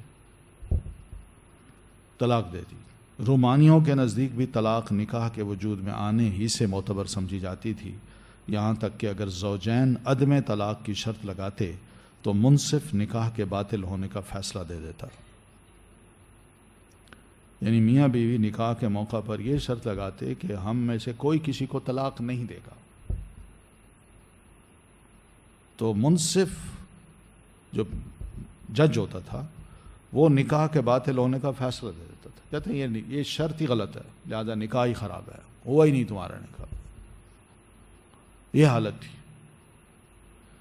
پھر رومانیوں کے قدیم قبائل کے نزدیک مذہبی نکاح کی صورت میں طلاق حرام ہو جاتی تھی. البتہ شوہر کو اپنی بیوی پر لامحدود اختیارات حاصل ہو جاتے تھے، یہاں تک کہ بعض حالات میں بیوی کو قتل کرنا بھی اس کے لیے روا ہو جاتا تھا. کوئی قانون نہیں تھا، اس نے قتل کر دیا، ٹھیک ہے. بعد میں ان کے مذہب نے طلاق کو اسی طرح مباح قرار دیا جس طرح کہ شہری قانون کی روح سے مباح تھی. یہودی مذہب جو ہے اس میں بھی دیکھیے کہ بیوی کی حالت کو بہتر بنانے کا وہاں اس نے سامان کیا، لیکن طلاق کو جائز قرار دے کر اس کے جواز میں بڑی وسعت پیدا کر دی. شوہر بیوی پر فسق کا جرم ثابت ہو جانے کی صورت میں شرعاً طلاق دینے کے لیے مجبور تھا، یہاں تک کہ اگر شوہر اس کے جرم کو معاف کر دیتا تب بھی اس کے لیے طلاق دینا ضروری تھا. پھر قانون کی روح سے بھی اگر 10 سال گزر جانے کے باوجود عورت کے ہاں اولاد نہیں ہوئی تو طلاق دینا ضروری تھا. یہ دلائل دیتے ہیں اپنے، کہتے ہیں جی وہ میڈیکلی اپرووڈ ہے، اس لیے یہ اولاد جب ان کی نہیں ہوگی تو سیپریشن ہو جائے اور یہ کہیں اور شادی کر لے، وہ کہیں اور کر لے، تو پھر بچے بھی پیدا ہو جاتے ہیں. تو اس طرح وہ یہ کہتے ہیں، لیکن یہ دین نے نہیں کہا، دین نے اس کی وجوہات کچھ اور بتائی ہیں، وہ انشاءاللہ ابھی ہم پڑھتے ہیں. پھر مسیحی مذہب میں طلاق کا معاملہ بالکل منفرد ہے. یہودی مذہب کی انہوں نے مخالفت کی اور انجیل نے حضرت مسیح کی طرف منسوب کر کے طلاق کو حرام قرار دیا. پھر طلاق دینے والے مرد اور مطلقہ عورت کا نکاح حرام قرار ٹھہرایا. بس یہ پھر آپس میں کبھی نہیں مل سکتے. یہ بھی کہا گیا تھا کہ جو کوئی اپنی بیوی کو چھوڑے اسے طلاق نامہ لکھ دے، لیکن میں تم سے یہ کہتا ہوں کہ جو کوئی اپنی بیوی کو حرام کاری کے سوا کسی اور سبب سے چھوڑ دے وہ اس سے زنا کراتا ہے. یعنی اس کو طلاق دیتا ہے تو اس کا مطلب ہے کہ وہ اس کو اجازت دے رہا ہے کہ تم جا کے بدکاری کراؤ، اور جو کوئی اس چھوڑی ہوئی سے بیاہ کرے وہ زنا کرتا ہے. یہ مسئلہ تو صحیح، یعنی ان کے نزدیک تو طلاق ہو ہی نہیں دیکھا جائے تو کوئی اور سبب اگر ہو سوائے حرام کاری کے اور اس پہ طلاق دینا، وہ طلاق ہوتی ہی نہیں. یہ ہے مسیحی مذہب کی بات. اور مرقس کی انجیل میں ہے جو کوئی اپنی بیوی کو چھوڑے اور دوسری سے بیاہ کرے وہ اس پہلی کے برخلاف زنا کرتا ہے، اور اگر عورت اپنے شوہر کو چھوڑ دے اور دوسرے سے بیاہ کرے تو زنا کرتی ہے۔ یعنی یہ ہیں حالات۔ تو طلاق کی حرمت کے لیے جو سبب قرار دیا جا رہا ہے وہ ہی قابل تعجب۔ تو بہرحال اصل بات یہی ہے کہ نکاح کی اجازت دین دیتا ہے، اسے مشروع بھی ٹھہراتا ہے۔ کوئی بنیادی کوئی ایسی وجوہات بنتی ہیں کہ بالکل اب اس کے بغیر کوئی چارہ نہیں، تو شریعت اس کو طلاق کی اجازت دیتا ہے اور تفریق کی بھی اجازت دیتا ہے میاں بیوی کے درمیان، اور ساتھ دونوں کو یہ سمجھاتا ہے ان یتفرقا یغن اللہ کلا من سعتہ۔ بس یہ ہے ہمارے دین کی تعلیم۔ بہرحال یہ مسیحت میں جو کچھ ہے طلاق کا معاملہ، ذرا اس کو پڑھ لیجئے۔ لیکن طلاق ایک کیا ہے کہ اس کو علاج کہیں؟ نہیں، یہ علاج بھی نہیں ہے، بلکہ اس میں کچھ اسلام نے ہمیں قیود بتائی ہیں، کچھ لمٹس کے اندر ہمیں رکھ دیا ہے اس نکاح کو۔ اگر اس قیود کو یا اس لمٹس کو کوئی کراس کرتا ہے، یہ توڑتا ہے، تب جا کے کوئی طلاق کی نوبت آتی ہے۔ ٹھیک ہے نا؟ تو طلاق کا دائرہ بڑا محدود کر دیا ہے۔ پہلی بات تو یہ کہ بغیر کسی وجہ کے اور بغیر کسی ضرورت کے انسان بیوی کو طلاق دیتا ہے تو یہ تو شریعت نے اس کو جائز نہیں سمجھا۔ اس لیے ابغض الحلال والی جو حدیث ہے نا، وہ ہمیں یاد تو رہتی لیکن ہے یہ ضعیف حدیث، یہ ہے ضعیف حدیث، لیکن مفہوم اس کا درست ہے۔ یہ حلال چیز تو ہے مگر اللہ کے نزدیک انتہائی ناپسندیدہ چیز ہے۔ ایک میاں بیوی گھر آباد کی ہے، شادی کی ہے، اور پھر شادی کر کے اس کے بعد یہ آپس میں رہ نہ سکے، معمولی سی وجہ ہے جس کی بنیاد پہ یہ علیحدہ ہو رہے ہیں، تو یہ علیحدہ ہونا حلال تو ہے مگر اللہ کے نزدیک چھوٹی سی وجہ پہ، ہمارے نزدیک وہ بڑی وجہ ہوتی ہے۔ کوئی غصے ہوتے ہیں، بہت سے اکثر و بیشتر غصے ہوتے ہیں اور کچھ نہیں ہوتے، الزامات ہوتے ہیں اور کچھ حقیقت کچھ نہیں ہوتی، تو اس بنیاد پہ طلاق دینا اللہ تعالیٰ کو ناپسند ہے۔ تو پہلی بات تو یہی ہے کہ بغیر کسی ضرورت کے یا بغیر کسی وجہ کے بیوی کو طلاق دی جائے، شریعت نے اس کو حرام قرار دیا ہے، کیونکہ اس سے بیوی کے علاوہ خود شوہر کو بھی نقصان پہنچتا ہے اور خلاف مصلحت بھی ہے۔ یعنی اگر ایک بچہ بھی ہو نا، ایک بچہ، اور میاں بیوی کے درمیان علیحدگی ہو جائے تو بیوی پر تو اب یہ بچہ جب تک 16 سال کا 18 سال کا نہیں ہوتا، اب بیوی پر تو ایک ذمہ داری ہے نا کہ وہ بچے کو سنبھالے، اور پھر اس کے بعد خرچہ میاں دے۔ لیکن جو ہی وہ کہیں شادی کرتی ہے تو وہ بچے سے علیحدہ ہو جائے، پھر وہ بچہ باپ کے پاس چلا جاتا ہے، اور باپ بھی بچے کی محبت میں ذلیل و خوار ہوتا ہے۔ دیکھیں قانون جو ہمارا بنے ہوئے ہیں اس میں یہ ہے کہ بھئی تم ایک ہفتے میں ایک دن کے لیے آ جاؤ، 1 گھنٹے کے لیے آ جاؤ، اپنے بچے کو لے جاؤ اور 2-4 گھنٹے اس کو کھلا پلا کے واپس لے آؤ، بس، اور کوئی ضرورت نہیں۔ تو اس طرح کی کئی، یعنی دونوں کو نقصان پہنچ رہا ہوتا ہے۔ تو اس لیے ایسی صورت میں طلاق دینا اسی طرح حرام ہے جس طرح کہ مال کو ضائع کرنا۔ آپ صلی اللہ علیہ وسلم کا ارشاد ہے لا ضرر ولا ضرار، نہ اپنی ذات کو نقصان پہنچاؤ اور نہ دوسروں کو۔ اس کی روح سے بھی ایسی طلاق سے کوئی وجہ جواز نہیں ہے، یعنی جواز کی کوئی صورت نہیں بنتی۔ رہے بکثرت طلاق دینے والے ذائقہ پرست، تو یہ پسند نہ بات نہ اللہ تعالیٰ کو ہے اور نہ اس کے رسول صلی اللہ علیہ وسلم کو۔ اور حدیث دیکھ لیجئے کتنے عجیب سے لفظ ہیں، ذواقین والذواقات کے الفاظ ہیں۔ پھر اس کے بعد یہ بھی ہے کہ ہمیں چونکہ بہت سے لوگوں کو سمجھ نہیں ہوتی کہ طلاق کا ایک وقت ہے جو اللہ تعالیٰ نے مقرر کر رکھا ہے۔ طلقوہن لعدتہن کہ یہ الفاظ ہیں کہ ان کی عدت کا خیال کر کے ان کو طلاق دینی ہے، کہ ان کی عدت کی لمٹ جو ہے نا وہ پوری رہے، یعنی زیادہ نہ ہو جائے، زیادہ ہونا بھی ٹھیک نہیں ہے۔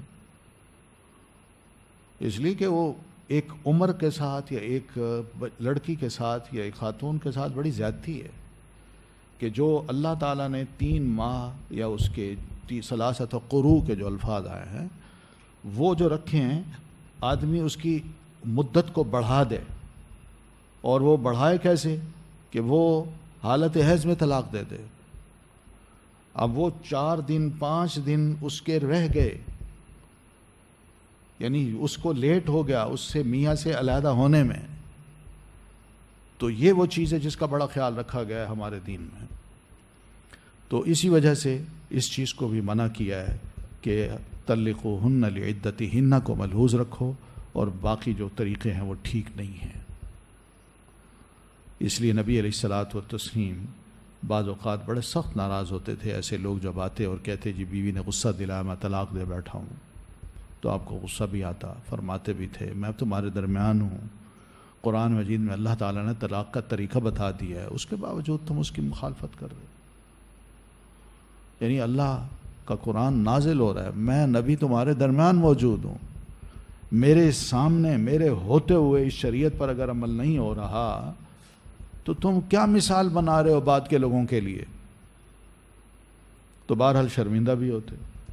تو آپ صلی اللہ علیہ وسلم بھی فرماتے مرہ فلیراجعھا، جاؤ اس کو کہو کہ اپنی بیوی سے رجوع کر لے، ثم لیطلقھا طاہرا او حاملا، یعنی حالت حیض میں اگر کسی نے طلاق دی ہے تو وہ طلاق نہیں ہے، جاؤ رجوع کر لو۔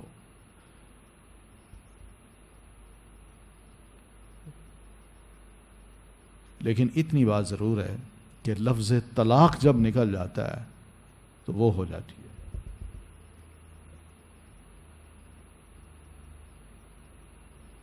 کچھ احادیث میں ملتا ہے لفظ کہ ایک شخص نے یہی طلاق دی تو نبی علیہ السلام کے پاس کیس آیا، تو آپ صلی اللہ علیہ وسلم نے فرمایا کہ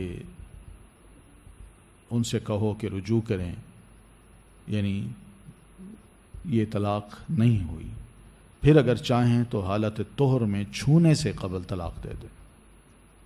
تو یہ اصل طریقہ یہی ہے، لعدتہن کا مطلب یہی ہے، طلقوہن لعدتہن۔ تو اسی طرح حضرت ابن عمر رضی اللہ تعالیٰ عنہ کا بھی ایک فتویٰ ملتا ہے جو نبی علیہ الصلاۃ والتسلیم کے اسی ارشاد کے مطابق تھا کہ آپ نے جس طرح حالت حیض میں طلاق کو طلاق کاؤنٹ نہیں کیا بلکہ مراجعت کا حکم دیا، اور یہ کہا کہ پھر جب طاہر ہو جائے بیوی تو بغیر چھوئے اس کو طلاق دے، تو یہ طلاق کا صحیح طریقہ ہے۔ لیکن لوگ اس پہ عمل نہیں کرتے، غصہ آیا جو منہ میں آیا کھڑے کھڑے کہہ دیا، اور پھر بعد میں فتوے لیتے پھرتے ہیں، اور اس میں یہ لکھتے ہیں کہ جو غصہ آ گیا تھا۔ بھائی آپ مرد بنیں، یہ لفظ کہہ دیے ہیں تو پھر قائم رہیں، یعنی یہ کیا ہے کہ کہہ دیا اور پھر بعد میں کہا جی بس غصہ آ گیا تھا، تو کہنے سے پہلے ہی سوچنا چاہیے۔ یعنی انسان عجیب سا لگتا ہے، خاص طور پر مرد اس طرح کے لفظ کہے اور پھر اس کے بعد کہے جی بس یہ ہو گیا تھا، غلطی ہو گئی تھی۔ تو اس سے پتہ چلتا ہے کہ ایک آدمی کو اپنے اوپر کنٹرول نہیں ہے۔ جس کو کنٹرول ہوتا ہے وہ اس طرح کے لفظ کہنے سے پہلے 1000 بار سوچتا ہے اور پھر فیصلہ کرتا ہے، اور اس کا فیصلہ حتمی ہوتا ہے۔ لیکن یہ فیصلہ صحیح نہیں ہے کہ انسان کہہ بیٹھے اور اس کے بعد کہے جی بڑا افسوس ہے، غلطی ہوئی، اور پھر جب فتوے ملتے ہیں تو اس پہ تو الگ عجیب و غریب قسم کی کیفیت ہوتی ہے۔ تو اینی ہاؤ، تو طلاق جب ہو جائے تو اس کے بعد یہ بھی ایک بڑا اہم مسئلہ ہے، بس جو ہی میاں نے طلاق دی، بیوی نے غصے میں آ کے سامان باندھا، بچوں کو لیا، گھر چلی گئی، چل بھائی اب میرے ماں باپ تم سے نمٹیں گے یا بھائی نمٹیں گے۔ یہ بگاڑ کی ایک اور صورت ہے۔ میاں کو تو غصہ آیا ہے، لیکن خاتون کو تو یہ ضرور سوچنا چاہیے کہ میں تو یہ کام نہ کروں۔ شریعت کا حکم یہی ہے کہ طلاق اگر میاں نے دی ہے تو میں اپنے گھر میں رہوں، وہاں سے نہ نکلوں، اس کو موقع دوں کہ وہ سوچے، اور میں بھی ذرا اس چیز کو سوچوں کہ مجھ سے اگر غلطی ہو گئی ہے تو میں بھی ایک دوسرے کو معافی دے دلا کے ہم ٹھیک ہو جائیں۔ لیکن فوراً ہی یہ فیصلہ کرنا نکل جانا یا بیوی کو نکال دینا، یہ دونوں کے لیے منع کیا ہے۔ دونوں کو کہا یہ کام نہ کرنا، بیوی گھر میں رہے، وہ گھر میں رہے گی، خاموش بھی ہو، بے شک آپس میں نہ بولیں، لیکن گھر کے میاں بیوی کام کرے گی، 2-4 روز کے بعد اس کا دل بھی نرم ہوگا، میاں کا بھی دل نرم ہوگا، وہ سوچے گا، اور آخر وقت آ جائے گا کہ اس گھر میں رہنے کی مصلحت یہی ہے کہ وقت آ جائے گا کہ دونوں کو خیال آئے گا کہ بھئی غلطی کر رہے ہیں ہم رجوع کر لیں، اور گھر کی بات گھر کے اندر ہی ہو جائے گی، بس طے ہو جائے گی۔ لیکن جو ہی گھر سے باہر بات نکلتی ہے یا بیوی گھر نکل جاتی ہے، اس کے بعد پھر جو بھائیوں کو غصہ آتا ہے یا والدین کو غصہ آتا ہے، اس کا نتیجہ یہی نکلتا ہے بات بڑھتے بڑھتے بڑھ جاتی ہے، اور وہی بچی یا خاتون جس کو اپنے بھائیوں پر اپنے والدین پر بڑا مان ہوتا ہے، اس کو بعد میں احساس ہوتا ہے کہ مجھے اب اپنے گھر سے کتنے تانے سننے پڑ رہے ہیں، بھائیوں سے بھی، بہنوں سے بھی، والدین سے بھی، اور پھر اس کے ساتھ ساتھ یہ بھی کہ ایک جو ضرورت میری میاں پوری کر سکتا تھا وہ یہ بھائی نہیں کر سکتے، ماں نہیں کر سکتی، باپ نہیں کر سکتا۔ اس وقت دماغ جو ہے نا وہ درست ہو جاتا ہے۔ پھر چونکہ بات بہت آگے بڑھ چکی ہوتی ہے تو معافی یا اس طرح کی باتیں، الزامات بہت کچھ پھیل چکے ہوتے ہیں، تو معافی کا تو پھر سوال ہی پیدا نہیں ہوتا۔ کئی چیزیں ایسی ہیں جس کے بڑے نقصانات ہوتے ہیں، اس لیے شریعت یہ کہتی ہے کہ گھر میں ہی عورت کو رہنا چاہیے، گھر سے باہر نہ نکلے۔ وَاتَّقُوا اللَّهَ رَبَّكُمْ لَا تُخْرِجُوهُنَّ مِن بُيُوتِهِنَّ وَلَا يَخْرُجْنَ، یہ فعل نہیں ہے، حکم ہے۔ پھر اس کے بعد کہا فَأَمْسِكُوهُنَّ بِمَعْرُوفٍ أَوْ فَارِقُوهُنَّ بِمَعْرُوفٍ۔ پھر اسی طرح ایک اور آیت ہے وَلِلْمُطَلَّقَاتِ مَتَاعٌ بِالْمَعْرُوفِ، یعنی مطلقہ عورت کو میاں کا فرض بنتا ہے کہ اس کو اپنے گھر میں رکھے، اس کو بڑے معروف طریقے سے متاع دے، ذلیل کر کے نہیں، عزت کے ساتھ۔ یہ اہم سبق ہے جو کہ مردوں کو کہا گیا ہے، اور عورت کو بھی سمجھایا گیا ہے کہ معاملات کو بناؤ، تعلقات کو زیادہ کشیدہ نہ کرو۔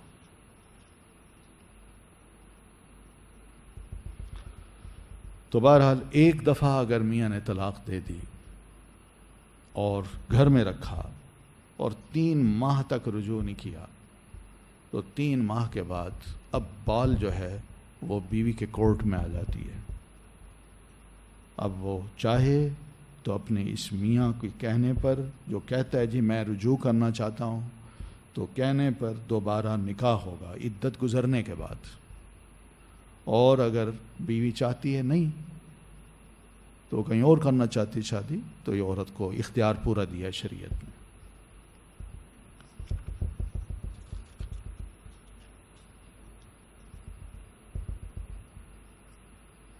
ٹھیک ہے۔ پھر اسی طرح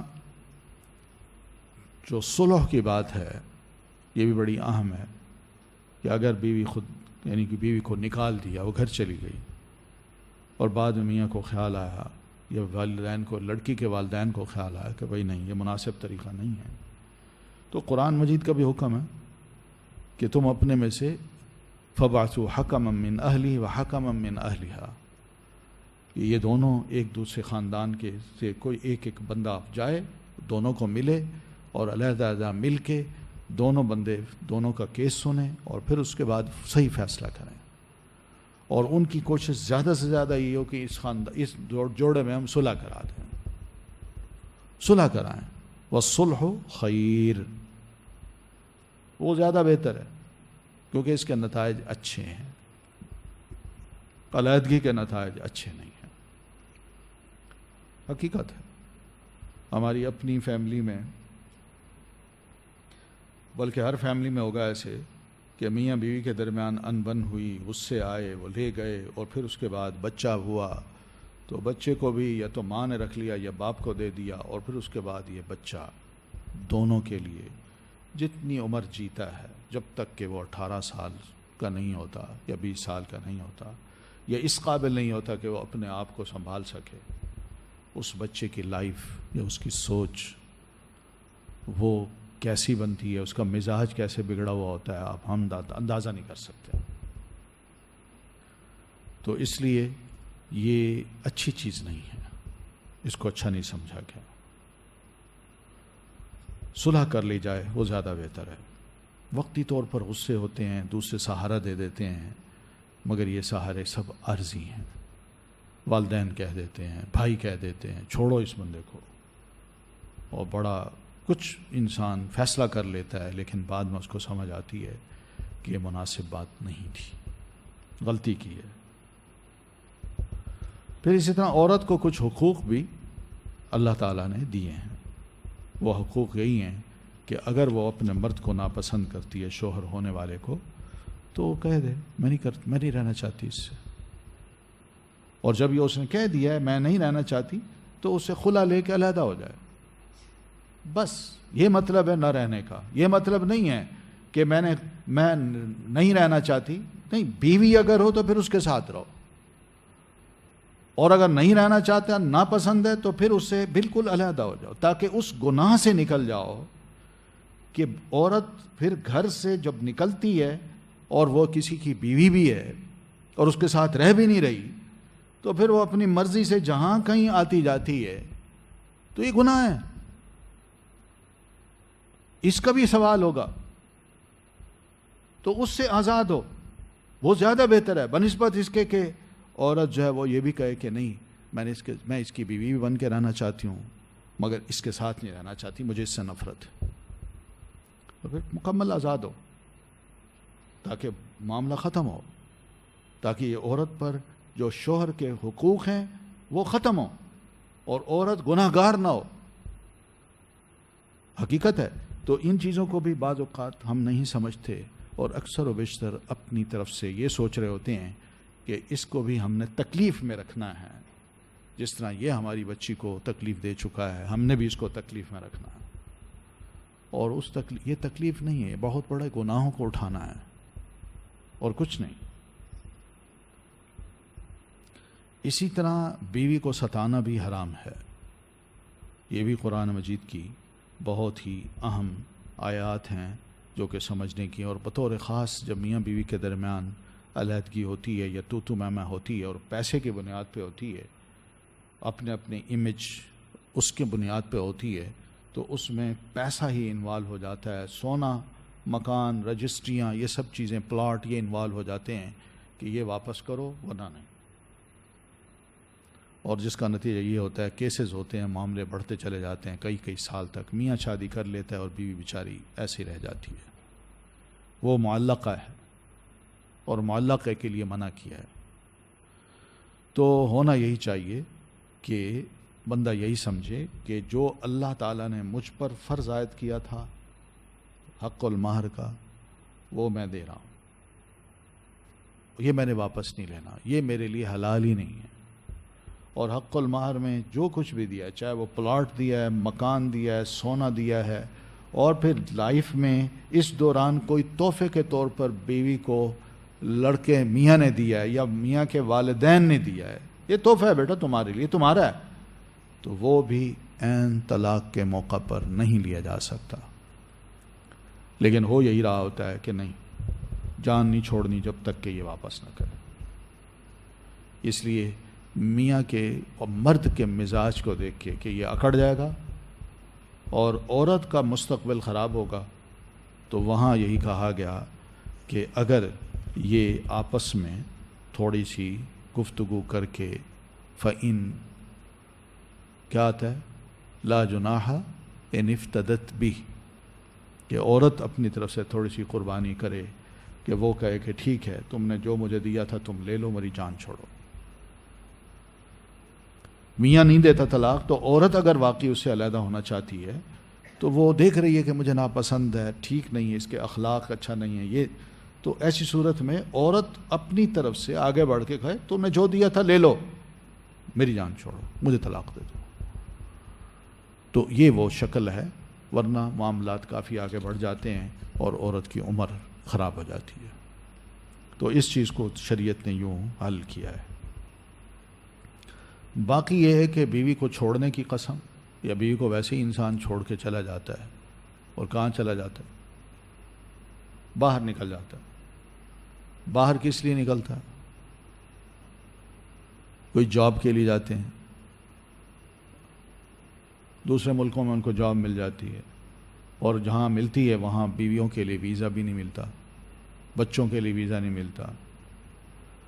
یہ بھی ایک چھوڑنا ہے، سال سال تک لوگ 2-2 سال تک اپنی بیوی سے علیحدہ رہتے ہیں۔ اور پھر اسی طرح یہ بھی چھوڑنا ہے کہ آدمی ذمہ داریاں ہیں، بچے ہیں، بیوی ہے، اکیلی رہتی ہے، اور یہ سوچ کے کہ بھئی میں کوئی ویسے نکل جاؤں کچھ 40 دن کے لیے، 4 مہینے کے لیے، 1 سال کے لیے۔ یہ میں تنقید نہیں کر رہا، میں صرف یہ بتانا چاہ رہا ہوں کہ یہ جو چھوڑنا ہے 40 دن کے لیے، 4 ماہ کے لیے یا 1 سال کے لیے، کیا یہ شرعاً جائز ہے؟ یہ جائز نہیں ہے۔ سیدنا عمر رضی اللہ تعالیٰ عنہ نے ایک دفعہ ایسی جو گشت کیا کرتے تھے، تو اس گشت کے دوران کسی خیمے کے پاس آپ تشریف لائے، وہاں سے گزر رہے تھے، تو اندر سے ایک جوان عورت، رات کا وقت ہے، سناٹا ہے، وہ کوئی اس کے شعر پڑھنے کی آواز سنی سیدنا عمر نے۔ تو شعر بڑے عجیب سے تھے، یہ لکھے میں اس کے شعر بڑے عجیب سے شعر تھے، ایک جذبات کا اظہار تھا، مگر ساتھ ساتھ یہ بھی کہہ دیا کہ اللہ کے عذاب کا ڈر نہ ہوتا تو میں شاید آپ اپنے ان جذبات پہ مغلوب، یعنی قابو نہ رکھ سکتی، اور میں کسی نہ کسی گناہ میں انوالو ہو جاتی۔ تو سیدنا عمر نے یہ آخری شعر کے لفظ سنے تو کپ کپا سے گئے، تو انکوائری کرائی یہ عورت کون ہے، تو انہیں پتہ چلا کہ یہ عورت کسی مجاہد کی بیوی ہے، اور مجاہد صاحب جو ان کے میاں ہیں وہ جہاد کے لیے فلاں فوج کے ساتھ گئے ہوئے ہیں اور واپس نہیں آ پا رہے، تو یہ اپنے اس جذبات کا اظہار کر رہی ہے، ایک نیچرل اظہار تھا۔ تو سیدنا عمر رضی اللہ تعالیٰ عنہ نے فوراً خواتین کی ایک کمیٹی بنائی، جس میں اپنی بیگم کو بھی رکھا، اور کہا کہ جاؤ انکوائری کرو، عورتوں سے پوچھو کہ وہ بغیر خاوند کے کتنا عرصہ رہ سکتی ہیں آرام سے۔ تو پتہ چلا کہ زیادہ سے زیادہ 4 مہینے بس۔ تو سیدنا عمر رضی اللہ تعالیٰ عنہ نے فوراً آرڈیننس نافذ کیا کہ جو مجاہد جائے گا ہر 4 ماہ کے بعد اس کو گھر واپس آنا ہے، 10 دن کے لیے آئے، مہینے کے لیے آئے، لیکن آنا ضرور ہے، اور پھر اس کے بعد واپس جائے۔ تو یہ 4 ماہ کی جو بات ہے، یہ الحمدللہ بہت سی جو ملکوں کی آرمیز ہیں، آج بھی ان میں یہ آرڈر چل رہا ہے، آج بھی چل رہا ہے، یعنی غیر مسلم بھی اس کو قبول کرتے ہیں، وہ بھی جانتے ہیں، لیکن ہم مسلمان پھر جہاد سے بڑھ کر بھی کوئی عمل ہو سکتا ہے؟ اور پھر ایک ہی ہے کہ گھر کے اندر رہ کے یہ قسم کھا لینا کہ میں نے اپنی بیوی کے پاس جانا ہی نہیں، تو اس کے لیے ہم سب جانتے ہیں کہ یہ ایلا ہوتا ہے، اور ایلا کی مدت بھی اللہ تبارک و تعالیٰ نے 4 ماہ رکھی ہے اور کچھ نہیں، اس کی اتنی اجازت ہے۔ یہ ہیں ہمارے حالات جو بیچ میں نے ذکر کر دیے ہیں، اور بھی بہت سے واقعات ہوں گے، بہت سی چیزیں ہوں گی جو آپ کے ارد گرد آپ کے مختلف خاندانوں میں نظر آئیں گی، لیکن بطور مثال کے چھوٹی چھوٹی چیزیں میں نے بیان کی ہیں تاکہ ان باتوں کو ذرا اچھی طرح سمجھ لیا جائے کہ خرابیاں کہاں پیدا ہوتی ہیں، اور بناؤ کی شکلیں کیا ہیں جو دین نے بتائی ہیں، اور بگاڑ کی صورتیں زیادہ تر ہماری طرف سے یہ ظاہر ہوتی ہیں، جس کی وجہ سے یہ ساری خرابیاں ہم دیکھتے ہیں اپنے خاندانوں میں، فیملی لائف میں، اور دوسرا یہ کہ برادری میں، حتیٰ کہ جو سگے بہن بھائی ہیں ان کے اندر جدائی کی جو صورتیں ہیں، لڑائی کی، وہ یہ حتیٰ کہ والدین سے بھی اولاد جو ہے نا دور ہو جاتی ہے، یہ شکل بھی بنتی ہے۔ تو بہت سی عجیب و غریب قسم کے نام دیے جاتے ہیں، یہ معلوم نہیں یہ بیوی کے نیچے لگا ہوا ہے یا بیوی کے پیچھے ہے، اور بیوی کو بہادر بنایا جاتا ہے، کئی چیزیں ایسی ہوتی ہیں جس سے یہ ساری خرابیاں پیدا ہوتی ہیں۔ تو اسلام نے رکھ رکھاؤ کا اور خاص طور پر زوجین کے تعلقات کو بڑی اہمیت دیتے ہوئے یہ کہا ہے کہ یہ آپس میں بس اس طرح رہیں کہ جو عیوب ہیں، خامیاں ہیں ایک دوسرے کی، وہ جانتے بوجھتے برداشت بھی کریں اور ان کو دوسروں کے سامنے واضح نہ کریں. ٹھیک ہے، تو اتنا کافی ہے. باقی رہا یہ قرآن مجید میں جو آتا ہے نا، وہ ایک آتا ہے ان کید الشیطان کان ضعیفا، اور ایک ہے ان کیدکن عظیم. بعض اوقات لوگ جو ہے نا ان کو ہر عورت پر امپلیمنٹ کر دیتے ہیں کہ اللہ تعالیٰ نے فرمایا کہ عورتوں تمہاری جو مکر ہیں وہ بہت بڑے ہیں، اور تمہارے مکر کے مقابلے میں جو شیطان کا مکر ہے وہ بہت کمزور ہے. یعنی اس طرح کی باتیں کر کے غلبہ پانے کی کوشش کی جاتی ہے. تو یہ مطلب نہیں ہے، اس کا مطلب کچھ اور ہے. ان کیدکن عظیم کا مطلب کچھ اور ہے جو مفسرین کرام نے لکھا ہے اور آپ نے بھی پڑھا ہوگا. وہ یہ مطلب نہیں ہے کہ اس کو اس جگہ فکس کیا جائے، اس کا مطلب کچھ اور ہے. 140 دن سے پہلے جب بچے میں روح نہیں ڈالی جاتی، کیا اس سے پہلے حمل ساقط کیا جا سکتا ہے؟ نہیں، بغیر کسی وجہ سے حمل کو ساقط کرنا حرام ہے. وہ تو یہی بات بعد میں پتہ چلتا ہے کہ ڈاکٹرز بار بار کہہ رہے ہیں اور بچہ بڑا ہو گیا ہے اور خدا نخواستہ اس کو یہ تکلیف ہے، یا اس کی پیدائش کے موقع پر ماں کی زندگی کو بڑا خطرہ لاحق ہے. کئی ایسی چیزیں ہوتی ہیں، لیکن الحمدللہ اب وہ خطرات نہیں رہے. یہ تو پرانے زمانے کی بات ہے، اب تو آپریشن سے سب کچھ ٹھیک ہو جاتا ہے. تو اس لیے یہ اسقاط کی بات جو ہے یہ تو بالکل ہی قطعاً شریعت اس کی اجازت نہیں دیتی. وَلَا تَقْتُلُوا أَوْلَادَكُمْ میں یہ سب باتیں آ جاتی ہیں. وہ تو اس لیے کہا تھا کہ بھئی 120 دن کے بعد روح پڑ جاتی ہے تو وہ ایک مخلوق کو، اللہ تعالیٰ کی ایک تخلیق کو، ایک زندہ چیز کو قتل کرنے کا بندہ باعث بنتا ہے، چاہے وہ ماں ہے یا باپ ہے. 140 دن سے پہلے جو فیٹس میں کوئی نہ کوئی تو لائف ہوتی ہے جس کی وجہ سے وہ گرو کرتا ہے، تو یہ بھی قتل اولاد میں آتا ہے. بالکل وہی بات ہے جو کہ میں نے کہی ہے. کیا وٹا سٹا کی شادی جائز ہے؟ درست ہے. وٹا اس نے بھی سٹا، یہی مطلب ہے نا. یہ کیا وٹا بنا لیا ہے؟ کس کو بنا رہے ہیں وٹا؟ یعنی اپنے مفاد کے لیے. اسی لیے اس کو جائز قرار نہیں دیا ہماری شریعت نے، جس کو شغار کہتے ہیں. شغار حدیث کی زبان میں اس کو شغار کہتے ہیں. آپ فرماتے ہیں لا شغار فی الاسلام. شغار بالکل اسلام میں ہے ہی نہیں، یعنی کوئی تصور ہی نہیں ہے اس کا.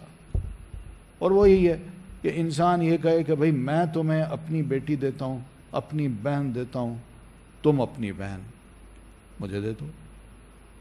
تو یعنی اس طرح کی جو شکل بنتی ہے کہ شرط بندہ لگا دے، تو وہ کیا ہے؟ ایک ذہین انسان ہے جو مستقبل میں مستقبل کی کوئی پلاننگ کر چکا ہے، اور پلاننگ یہ ہے کہ خدا نخواستہ بچی کی شادی تو بہن کی شادی یا بیٹی کی شادی تو میں نے کرنی ہے. اگر اس کے ساتھ کچھ پیش آتا ہے تو میں کیا کروں؟ میں بھی کچھ اس طرح کا کام کر لوں کہ کل کو اگر میری بیٹی کے ساتھ یا بہن کے ساتھ کچھ پیش آئے تو میں بھی اس کو تکلیف دے سکوں.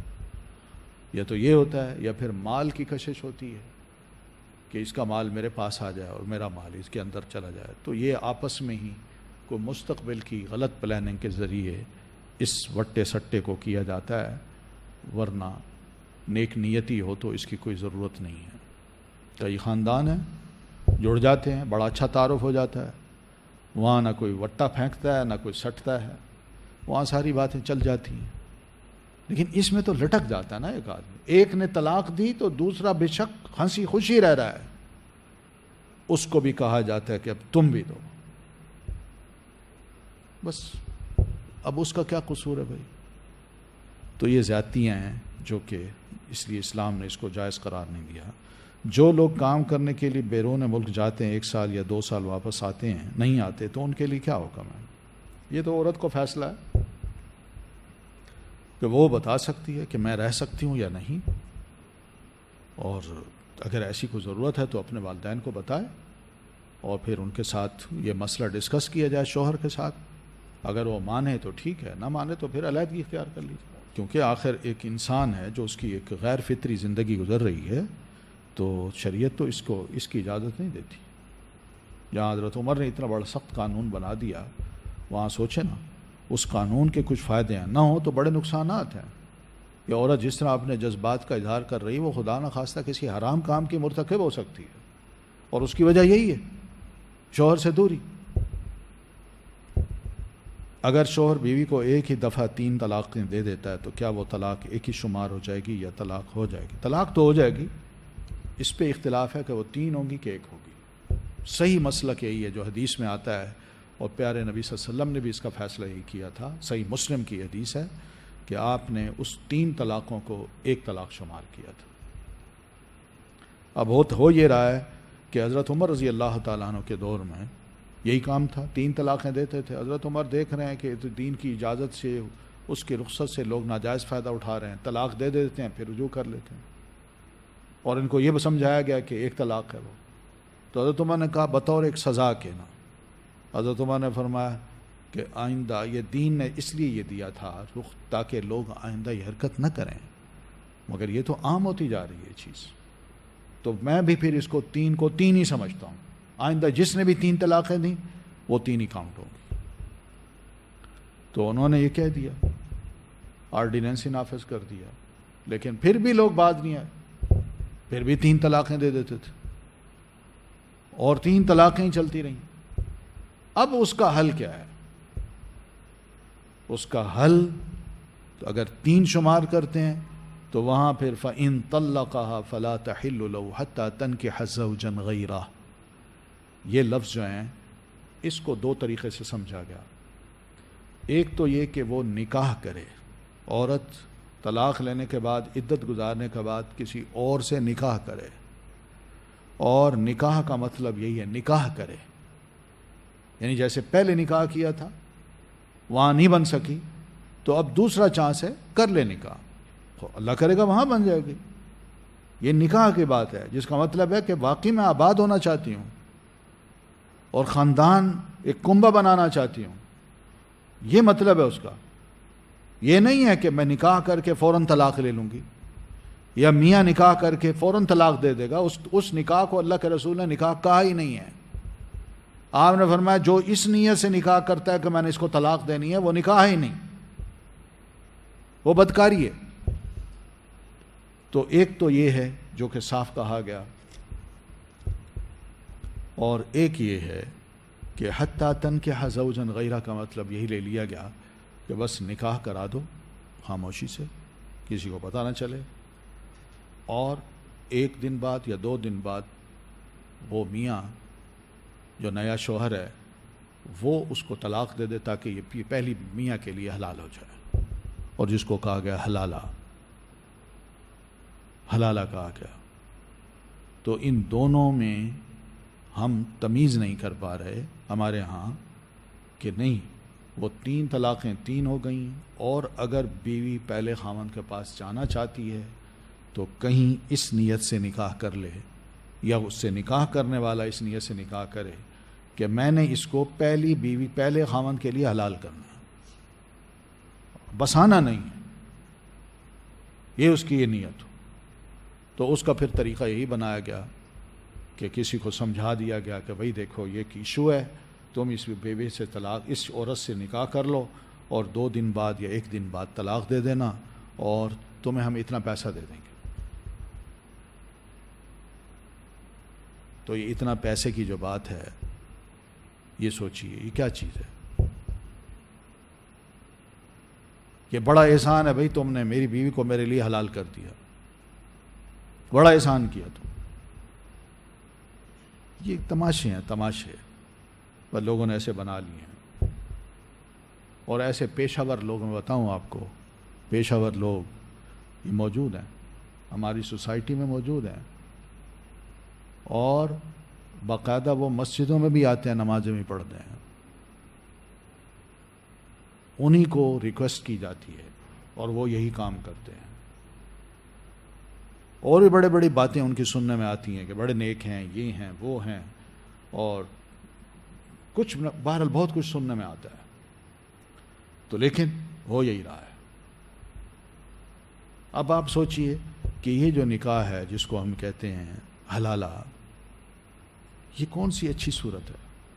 یہ تو یقین مانیے کل ہم نے متع کی برائیاں جہاں پڑھی تھیں، یہ تو اس سے بھی بدتر چیز ہے، اس سے بھی بدتر چیز ہے۔ یہ ایسا نکاح ہے کہ عورت کو کوئی بھی اس کی سہیلی مبارکباد نہیں دیتی۔ یہ ایسا نکاح ہے کہ اس نکاح میں نہ اس کی سہیلیاں، نہ کوئی دوست، نہ رشتہ دار، حتیٰ کہ ماں باپ کو بھی پتہ نہیں چلتا۔ یہ ایسا نکاح ہے کہ عورت کو بجائے حق المہر دینے کے، وہ جو حلالہ کرنے والا ہے وہ پیسے لیتا ہے۔ سوچیے کس طرح اس کو جائز قرار دیا جا سکتا ہے اور اس کے جواز کی کوئی صورت نکالی جا سکتی ہے۔ اس لیے وہی طریقہ جو نبی علیہ السلام نے فرمایا تھا وہ ٹھیک تھا۔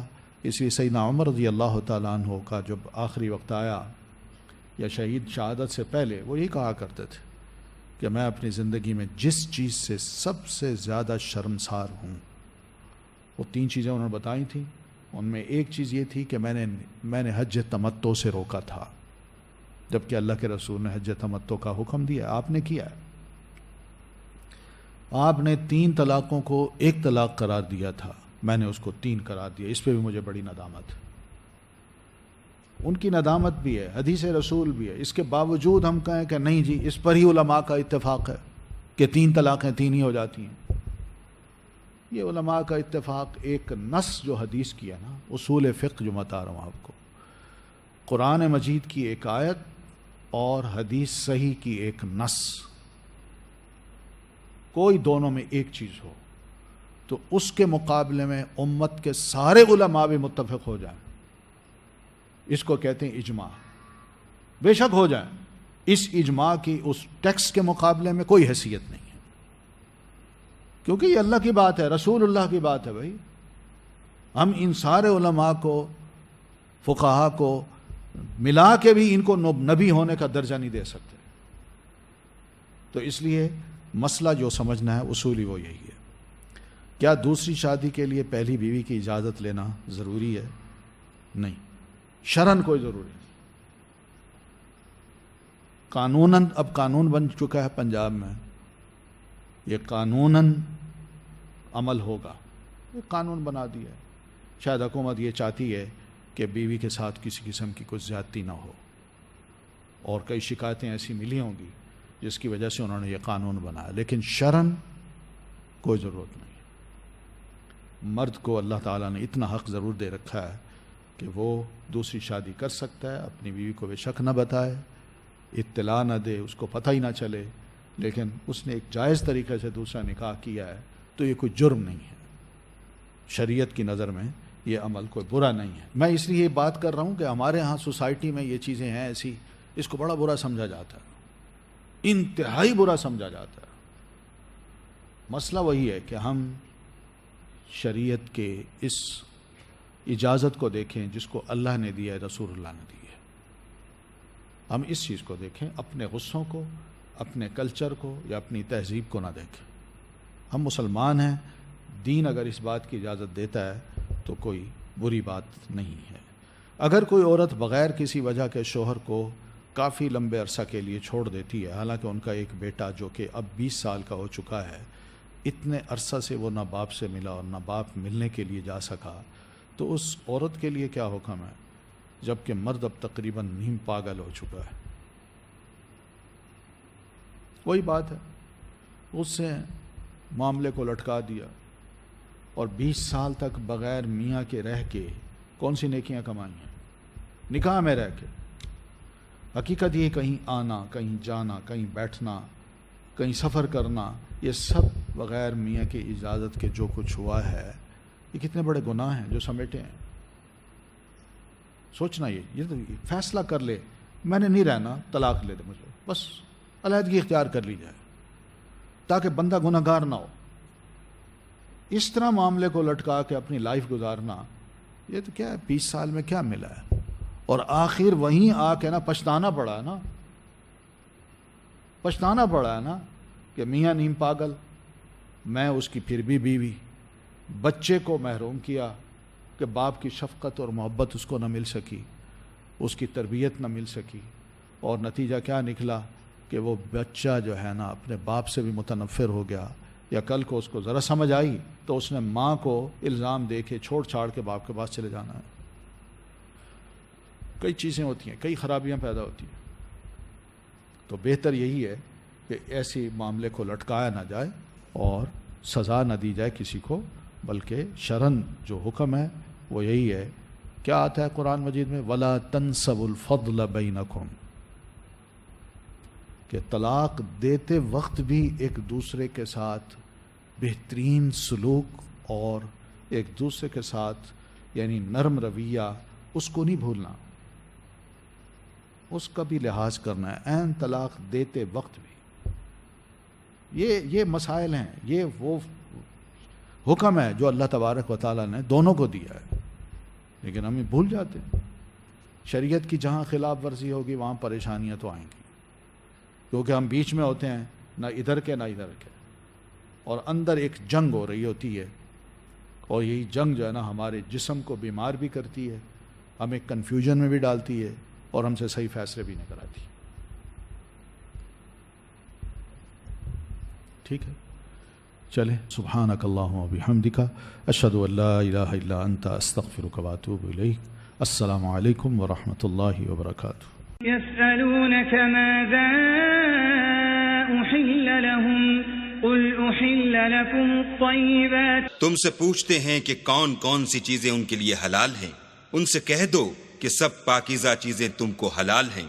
They ask thee, O Muhammad, what is made lawful for them? Say, all good things are made lawful for you. يسألونك ماذا أحل لهم قل أحل لكم الطيبات. تم سے پوچھتے ہیں کہ کون کون سی چیزیں ان کے لیے حلال ہیں، ان سے کہہ دو کہ سب پاکیزہ چیزیں تم کو حلال ہیں. They ask thee, O Muhammad, what is made lawful for them? Say, all good things are made lawful for you.